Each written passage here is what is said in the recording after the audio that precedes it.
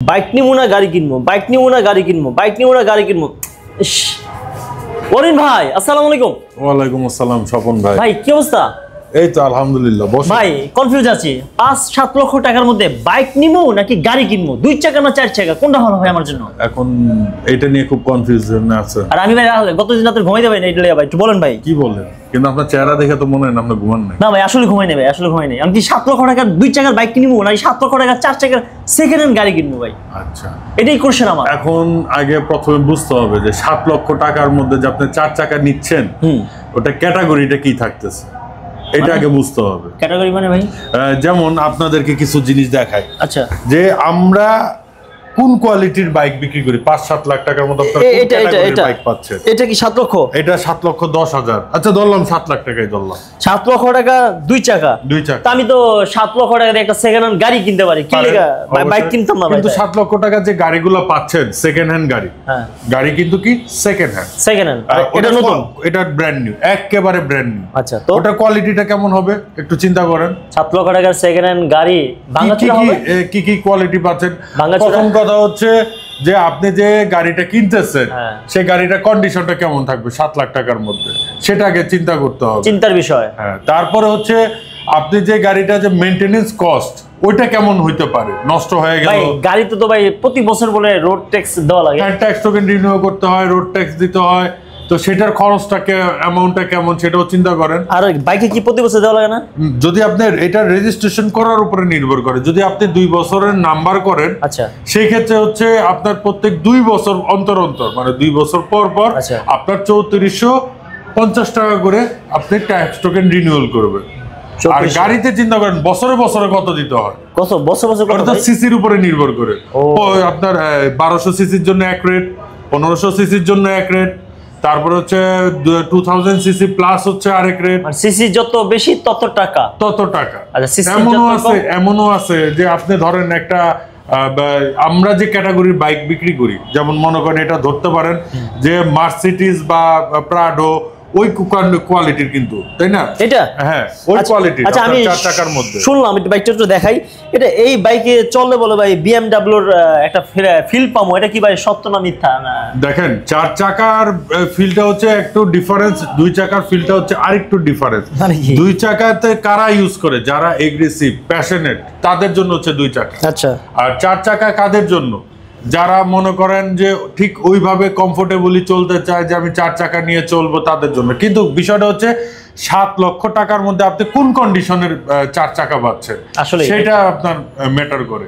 আচ্ছা আচ্ছা, এখন আপনি 7 লক্ষ টাকা দিয়ে তো প্রাডো কিনতে পারবেন না। 7 লক্ষ টাকা সেকেন্ড হ্যান্ড যদি 4 চাকা কিনেন অনেক খরচ, অনেক খরচ, অনেক খরচ। তারপরে হচ্ছে অনেক আপনার বছর বছর ট্যাক্স টোকেন রিনিউয়াল, সেই বিষয়গুলো আপনার থাকে। আর 7 লক্ষ টাকা নতুন যদি ইয়ামাহা সিভিও কন্ডিশন বাইক নিয়েন তাহলে খরচ নাই নাকি? খরচ নাই বললেই চলে, 10 বছর রেজিস্ট্রেশন করা। 10 বছর কত টাকা লাগে ভাই করতে?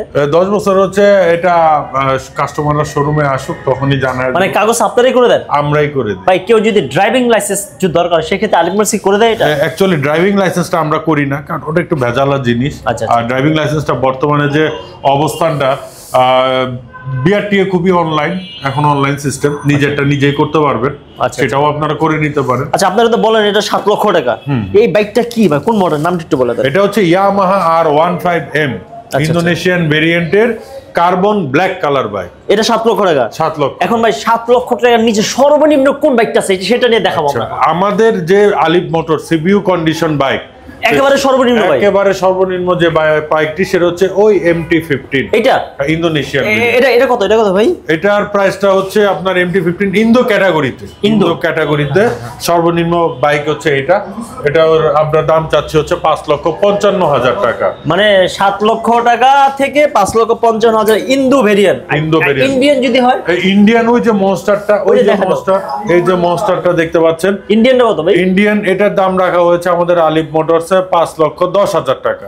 5,10,000 টাকার নিচে কি কোনো বাইক আছে আপনার এখানে? না, আমরা অ্যাকচুয়ালি আলিফ মোটরস বাংলাদেশের সবচাইতে জনপ্রিয় এবং সবচাইতে বড় সিবিইউ কন্ডিশন মোটরসাইকেল ইম্পোর্টার।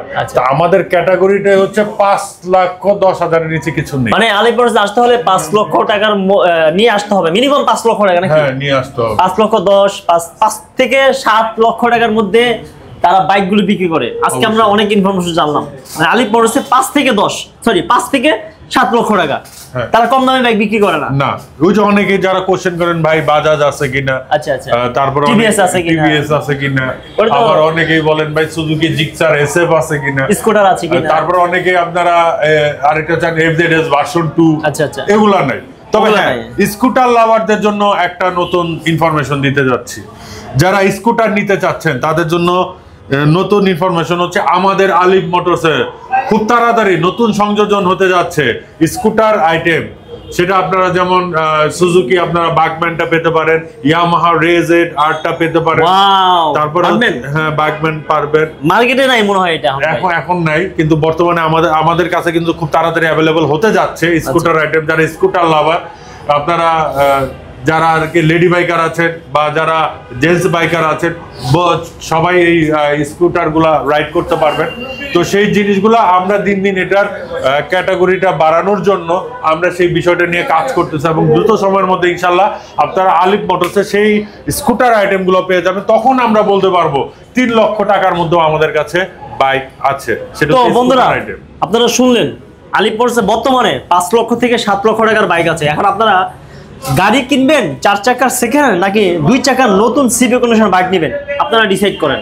আর রিসেন্টলি স্কুটি আসবে, আমি আবারও ভিডিও করব ইনশাল্লাহ। ইনশাল্লাহ। ততদিন পর্যন্ত ভালো থাকেন, সুস্থ থাকেন। আমরা দেখা হচ্ছে আলিফ মোটরস থেকে। Good bye.